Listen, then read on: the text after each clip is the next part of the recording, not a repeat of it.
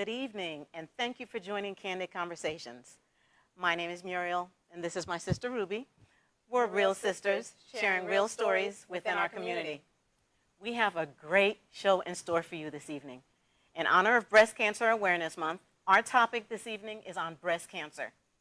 But only older women get breast cancer, right? Wrong. Over 25,000 women under 40 in the U.S. live with a breast cancer diagnosis. 11,000 more will be diagnosed this year. Our guest tonight is Catrina Southall, and she is here to share her breast cancer journey with us. Catrina, welcome to Candid Conversations. Thank you for having me. Appreciate it. As my sister stated, this is Breast Cancer Awareness Month, and we want to hear your inspirational journey. We want to hear about your upbringing, and if you can just please share a little more about you. Okay. Well, of course, my name is Catrina Southall.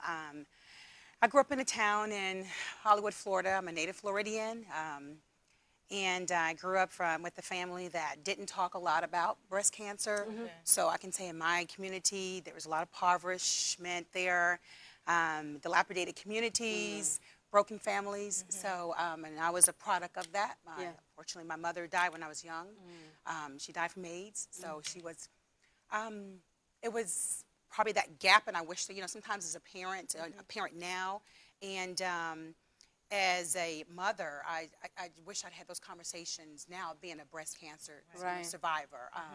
Grew up in the community, but I was happy and lucky that I had my family with me, my aunts and my uncles that helped to raise me, and my father, and I was able to go on to college, get my master's degree, I'm a civil rights manager. I work with Department of Agriculture, so I work out of Washington, D.C. Wow. It's just something I'm very proud of. I have a husband, 2 children, a son at UCF. Go Knights. Yes. Look, Sorry. you have a child that yes. I'm 47 years old, be 48 in a couple months. You're beautiful. Thank you. And I have an 11-year-old, and she's in the 6th grade at Wolf Lake Middle School. So we are, proud parents in the community. We're advocates. Like I said, I am an advocate for civil rights because that's the field I'm in. I've been in that field for about 17 years. And it's needed. It's needed, definitely. Definitely. Tell us about your diagnosis in 2016 with breast cancer. Well, in 2016, it's ironic because, as you know, I'm a bowler. I stay active, and again, coming from She's good. Yeah. Sometimes. Coming from, the community that I grew up in, there wasn't a lot of education on breast cancer. So, but I knew just because of my community and my family that it was time for me to start having mammograms when I was about 40 years old. Good. And so I started having my mammograms, and this one particular year, in between my mammograms, I was supposed to go bowling on a Thursday night, and I decided not to go because my daughter had a special project. And I did a self-exam. I don't know what made me do it. I said, gift of God, I think. So I self-examined my breast area, which they always encourage us to do. Absolutely. And I found a lump. And it's ironic, I think about it now, is that, I immediately knew something probably was wrong. And I think that was my first sign, is that I knew that something was wrong. And so, of course, that's where I decided to call my doctor. It's time to get it checked, yes. So what stage breast cancer were you diagnosed with? I was diagnosed with considered between stage 2 and 3. Okay. What happened is once I was diagnosed, I went ahead and I contacted my primary care physician. My primary care, she evaluated the mass, and she said, well, it's quite large. And she said, well, Catrina, it's movable, of course, but she wasn't a cancer specialist. So she said, well, she did give me great advice, go ahead and get a mammogram. You have to make sure you proceed further. And but again, I think that's when her saying that, it's movable. I don't believe it is. That gave me this sort of self-assurance that it's probably not cancer. Yeah, it's benign. It's not cancer. And then, but I still took her advice, and I went on and I had my mammogram. And then it was right there. They said to me, it doesn't look like, because I have Oh, wow. dense breasts. Yes. They were always had lumpy breasts. You know, they always told me that. It's dense tissue there, so we don't think so, but let's move a little further. Then of course I had a sonogram done, and then there they said, okay, you know, let's have a biopsy on it. So it's just one progression after the next. And then once I had the biopsy done, and went to my cancer specialist, it was on 4th of July, and they said to me, sorry, it's July 5th, and they said to me, I'm sorry, Catrina, but it was the most devastating news. I can't tell you how that can change your life. I can sit here and tell you 1,000 times that I can come to you and say that you have breast cancer. And until that day that it happens to you will never understand how that feels. That is a feeling I can't even explain to you. Sorry. Wow. It's okay. No, that's okay. It's, it's life-changing. I can't even imagine. And so I just remember I was by myself, so, and because I'm thinking that there was nothing, you know, they weren't going to give me news that I had breast cancer. Because you were like, and they kept saying, no, it might not be anything. Yes, you do not think they're going to tell you that until the day they do. So you called your husband Yeah, right I was then and like- there? And it was, I can laugh about it too. And I only cry because I reminisce about that day. feeling, that day, and it will affect you for the rest of your life. But I can still rejoice in it, you know, because I can recall the fact that how my spirit wasn't broken because of that. I was resilient. My friends in my community, they were just awesome. You said, I'm going to beat this. Heck yeah. And look at you, 3 years later. 3 years later. Yeah, I'm a survivor. Yes. I'm a survivor, yes. That is beautiful. Thank Did you you. have to go through any chemotherapy or radiation? I did. And I think the scare for me is that the day when I was diagnosed, it wasn't just that they said, you, with the biopsy came back positive, you have breast cancer. Period. They explained to me that the type of breast cancer that I had was triple negative. And there are like 3 receptors. There are 3 receptors that are common among breast cancer. Mine is triple negative because my mass did not have any of those tissues. So what that means is that it can be a very aggressive form, and only chemotherapy is typically that can eradicate it, and you know, to hopefully to give you that lifelong expectancy. Excuse me, because it is the most aggressive breast cancer. The sad thing about that breast cancer is that it's very high rate for African American women. Triple negative is. Oh my goodness. And Barack Obama in 2016. Tell them that. Tell them that. I'm sorry. I mean, yes, that's important. Yes, it really is. It's the diagnosis of a triple negative. It's becoming so common now among African American women, even women of color, Hispanics as well. And it's the most aggressive breast cancer. 20%, and it's probably the most rare, but it is the most aggressive, and it attacks women of color more than anything. And the survival rate is less with that type of breast cancer, triple negative. You look at a 5-year survival rate, it is the lowest among all breast cancers. So it's an aggressive breast cancer. And because typical breast cancers, you can take a 5-year pill to sort of keep it under control. Once I'm finished with chemotherapy, or I finish chemotherapy, then you have a waiting period. You just sit there for 5 years, hoping that it does not come back, because it's the one cancer that's the most, has the highest chance of reoccurrence. So, and it's the one that most African American women that we face. Yep. Oh my gosh. What type of side effects, because we hear some dreadful stories about chemotherapy, what type of side effects did you experience? Can you tell us that? Oh, sure. You know, I can tell you that the most devastating, and it's you having breast cancer is already devastating. Of course. But for me, it was like an invasion in your body. It was to the point where, you know, your hair starts to fall out, you know, because I went through what they call the red devil. It's a very aggressive chemotherapy, it's that potion. It's actually red. And I remember when the doctors brought it to me, they came, I thought they had NASA suits on, because I'm looking, oh my gosh. it's like, if they don't want to touch this, and why do I want it in my body? In my body, yeah. But I needed to survive. I had a family, I had myself. Really? Yes. And some of the symptoms, my taste buds, everything changes in your taste. My tongue turned black, my nails lifted, my nail beds were all black, my toes turned black. Oh my goodness. Yeah, your palms, your hand. Because really what chemotherapy does, it's actually a poison to the body. Yes. You know, it poisons those fast reoccurring cells like hair and skin. It attacks those type of things, your tongue, your taste buds. So, yeah, and I had a little bit of radiation, but I had 20 treatments of chemotherapy. Yeah, and made you sick, very, very sick. Sometimes. Nauseous. Yes. Yes, I lost about 15 pounds. All my hair Hair fell came out, out.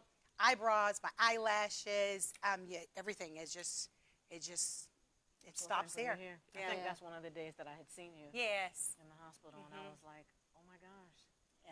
you Yeah. know, what's going on? Yeah. I knew something was really happening. Because you have to have, and it doesn't just stop with just chemotherapy. Now, every 6 months, I have reoccurring doctor visits every 6 months. To have check you. Yeah, Yes, checkups. And, Which is good. yep, I'm oncologist, and you have doctor after doctor, but I want to survive. So that's what I do. I make it happen. Right. Hold on a second. As- Is there a difference between the radiation and chemotherapy? Do you know? Yes, well. I don't know. Yeah, and it's Okay.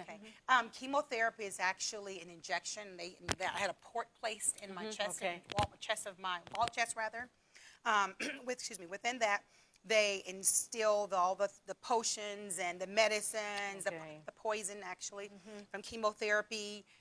Radiation is actually they concentrate on a small section and they radiate that section Okay. just to Okay. kind of Okay. shrink the size of Okay. it. But I also had a double mastectomy.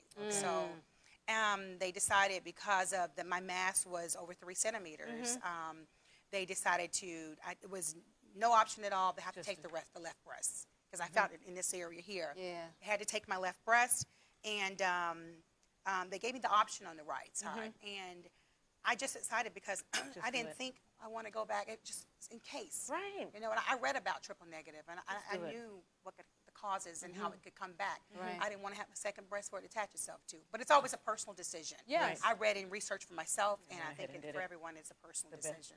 yeah. So how did you feel about that? You know, us as women, you know, the first thing we see when we look in the mirror, number one, is our hair. Yes. So here your hair starts to fall out, and then all of a sudden now you're doing away with your breasts. Tell me about those two situations. How did you feel with those two, the hair and then the breast? Well, I'm sure we can all attest Yes. from the time we were kids. You know, we're mothers doing our Of hair. course. Yes. We're putting our Sunday best on. Yep. And those are things that, you know, you pride yourself on. And not that you're living life in vain, but those are things that are part of you. Right. You know, when I want my hair cut, I make the choice that you cut my hair. Correct. You know, so in this instance, I wasn't able. It wasn't my choice to make. And I think that was the part that was sort of devastating to me. It was like someone taking something from me without even asking me. But it wasn't even a choice, you know. It happened. And, you know, in the beginning, you have those self-esteem issues. You know, you tie your head. I tied my head up, you Yeah. know, and with scarves and hats, Right. but still, you know, at night I couldn't sleep with that hat. You take it off, and you still look in the mirror, and you look at your weight loss. You look at the fact now you have no breasts, and those things that what we proclaim made us women. Of course. Those things were no longer there. So, and I can tell you that it was mentally, it was self-esteem was shot, Right. for lack of better words. Right.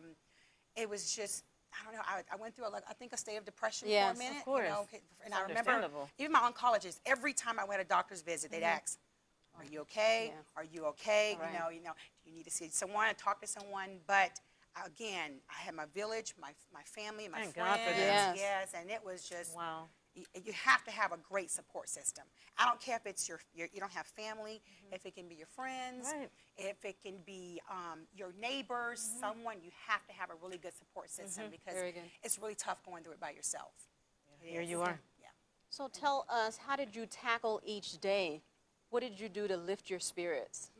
Prayer for me, immense prayer, because I remember the day that I came home from the hospital. I passed out. Yes. I don't know. I still feel I do not understand why this is considered an outpatient surgery. I do know. not. It was outpatient? I was outpatient Oh my for gosh. me. I was in surgery for over 5 hours, both my double mastectomy and reconstruction surgery at the same time. And when I came home, I was after the medication and everything, and I had tubes out of both sides. And Oh my gosh. after that, I went to walk to the bedroom and I collapsed, you know. And just thank God. One of my friends was a nurse that was there with me. Thank goodness. And so she was able to call my doctor. And but you know, I say I survived it all for a reason to be able to tell my story. That's Yes. right. You know, So You're glad helping that you're someone here. else yeah, that's out so, here. and, Yeah. and that's Yes. what I thought, because at first I was silent and I said, you know, I don't want, you know, just talk about it. You know, we want to keep it, it's our story, Of course. it's personal. Right. But I always say to myself, I don't know how I would learn. I couldn't have learned if I didn't read about someone Somebody else's else, journey, right. someone else's story. So I was able to do that, Very and I good. wanted to be able to share my story too. Thank you, thank We you. appreciate it. Thank you. Because a lot of times, you know, with us growing up, we're pretty much about the same age, that our parents or their parents wouldn't talk about things like this. They wouldn't We say don't a even know the word. history. Yeah. It would happen, and they just wouldn't tell anybody. And That's next true. thing you know, that person, we're attending their funeral or whatever. Exactly. They don't want to talk about it. So Exactly. we have to We talk have about to. it. It's so vital to survivorship. Yes. You know, there's no way, like I said, I could not have, you know, been so positive if I hadn't learned from my friends that have gone Right. through it beforehand. Right. And likewise, I'm hoping that me sharing my story would Yes. be able to help enlighten someone to That's say, right. to talk about it. Right. You know, because right. and it creates such a family. I see survivors now. I say, hey, you're my sister in Yes. survivorship. That's you know? right. Yes. That's right. That's So, beautiful. It is. It really Yes. is. Oh my gosh. Tell us about the breast reconstruction. Whew. Okay. Oh Well, boy. I can tell you, this was my savior for myself. I said the only good thing about it, I get to choose which size I want to be. That's right. That's the only good thing. I'm like, I like it. So, but it was tough, you know, because you have to sit down with your plastic surgeon and decide what size, Right. you know, what type of breast you want. What I mean, it was just a long slew. I'm like, I don't know. No, yeah. This is new to me. You know, what are the options? So you know, you sit down with your surgeon, and then you know, it was actually fun because your breasts are already gone. So at this point, it's reconstructing Right. them. Yes. So I made fun. You know, made it fun for me. My husband was there with me, so he I'm was like, surprised he didn't be there. Yeah, I know. He didn't pick. I know. I want I'm those. The I think largest one. He tried to inspire me. I was like, who's going to carry those? There you go. So it was. I had a great doctor. He was able to help guide, you know, what looks more natural versus anything, and so it was that process was not difficult. I made it fun, you know, and of course, you know, being with my husband, that made it even. That's right. Yeah, they got sweet. a hoot. Yeah, yeah. Thank you. That's wonderful. Are you the same Catrina that you were before cancer? And what has changed if it's not? If you're not the same? Believe it or not, and to a certain degree, I am. Okay. Because if anyone that knows me, I've always been a positive person. Okay, good. Even my oncologist said, you know why you know, if you walk right now, no one would even know. He said, Right. because of the fact that I always smiled. Yes. And I always, you know, kept a smile regardless of what I was going through and how I made sure that my attitude, inner and outer, it was happy. I needed to surround myself with happiness. Positive people. Absolutely. Yes, Yes. exactly, and positive people because, you know, there still were those moments where, you know, you're going to feel your self-esteem and it's going to be shot at times. Right. And you're Of going to go course. through those emotional breakdowns. But at those times, you know, you look for your support system. Yes. Right. So, and like I said, even every chemo session, I was always had either one of my best friends with me, my husband with me, my cousin, my mother-in-law. So I had someone with me, and I would sleep most of the time. Wow. You're blessed. Thank you. Yes. Very much People so. don't have that. Yeah, that's true. So to kind of answer your question, I am Okay. to a certain extent. But what makes you so different is that, you know, once you've gone through something, like I always say that someone took something from you that really, you didn't give them, I didn't give anyone permission to take my hair, to take my breasts. And those were things that were taken from me that, you know, I didn't give the authorization to do so, and it Yes. was done. So I'm very leery now of just making sure that I'm giving, you know, and I'm involved in the community. Yes.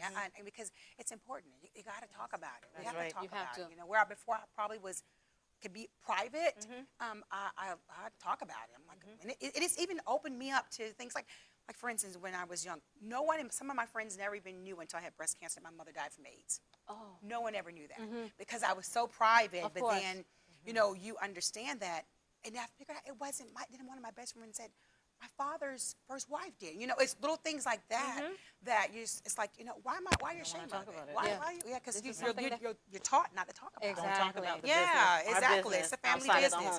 home. Right. But you know, I'm 47 years old now, and I'm like, I can learn from so much. I Oh, still yeah. I want to Right. learn more. Yes, so do You know? we. And there are Yes. great support groups out there. There are so many great support groups out there. It's unreal. It's needed. Yep, It's needed. It is. Yep. Especially for people that have no one. Yep, that's true. You know, so that's great. After going through all the treatment, tell me how you got your life back. How did you get your life back to normal? some type of normal? Some type of normal. Staying active. And I'm gonna tell you this story. It was real quickly. I went to the bowling alley one day. Of course, I was just as bald as ever and beautifully bald. I bet I'm beautiful. And wore big earrings all the time. So I went to the bowling alley one day, and it was seriously hot in the bowling alley. And all my friends were all bowling and everything. And I was still going through chemo. I was towards the end of it. I took my hat off, and I was like, oh my gosh. And everyone's like, it's real. You're not bald, right? It's like, it's real, okay? It's nothing. We continue bowling. Yeah. So it's like I'm learning more so that, for me to get back to the new normal for me, it's just to continue to be who I am and not be ashamed of it. Right, right. So like even my scars. I have scars over this body that, I'm like, whew, but those are my battle wounds. You, right. It's me. It's who I am. Yep. I can, and I just have to know that I have to accept who I am, and that I don't want to change who I am for anyone, because I'm very happy and content with Catrina. That's good. Good or bad. I learned from the bad. That's right. Thank you. I know that with pretty much everything. When you go through something like this, did they suggest you having therapy or counseling? Yes, what they do is they recommend it. What's the same? I'm sorry. Yes, they do, and they'll always suggest it because they know it's some of the symptoms, of course, going through harsh chemotherapy, depression, and neuropathy. And that's another thing. I have neuropathy. I have that in my feet now. Okay. So those heels I had, they're back in the closet. They're back in the closet now. It's not important right now. No, not at all. So they did suggest that. They do suggest that you seek counseling if needed. And trust me, I am not against it. If I felt like I needed counseling, you should go get counseling if you feel like you need it. And don't be ashamed of it, because there are people out there with stories that, and people that specialize in that type of care, that you could really benefit from, and it can help. Sometimes it's just having a listening ear, and that's what counseling can be. And therapy can be for some people. I had my family and my friends who was there day in and day out. That's just You're blessed. Wow. Yeah, You're really blessed. Yeah. How did you? Let's go back a little bit. Okay. How did you communicate to the children? Ooh, now that was not. To tell them about this cancer diagnosis? Honestly, I think it was probably the part that I didn't want to be a cycle in my family. My mother's mom died young. My mom died young. And I said, oh my gosh, okay, what is this? Even though I felt like I'm doing the right things. I take care of my body, I work out, I eat right for the most part, I stay busy. And so I'm like, okay, so my God, why am I going to die young? And said, I have to communicate this to my kids. Okay, mom has breast cancer. Let me explain to you what this means. Break it down. But what was great about it, my son, he always thinks I'm such a warrior. He's like, you're going to beat it. And he's like, I know you. You've always been strong. And I'm like, well, let me tell you that, there are a lot of women that's strong, but they don't make it out of this to the next phase. With my daughter, my doctor wrote a book for children, and it's about mom going through breast cancer, and I had a copy of it, and that's what helped my kids. We talked about it throughout that journey. Okay. Wow. So it's a journey. Yeah. I'm happy about that. Yeah, thank you. Because a lot of times, the kids don't know how to take it. They don't. And my daughter, you could tell she was kind of standoffish for me a little bit. So, she's afraid. Then now she's happy. She's okay. Yep, mom's good now. 3 years. Yep, 3 years. What would you tell someone that's battling breast cancer? Let's go ahead and let them know. I tell you, if you're battling breast cancer, the number one thing you have to do is you have to, first of all, get diagnosed. Self-diagnosis is super important. Self-exams, rather. Once you have that self-exam, have your annual mammograms. Talk to your physicians. Get your doctors, go into your doctor's appointments. Do not miss a year. And in between, self-examine. And make sure you have a strong support system. I don't care if that support system is your neighbor, your children, your family, your husband, your significant other.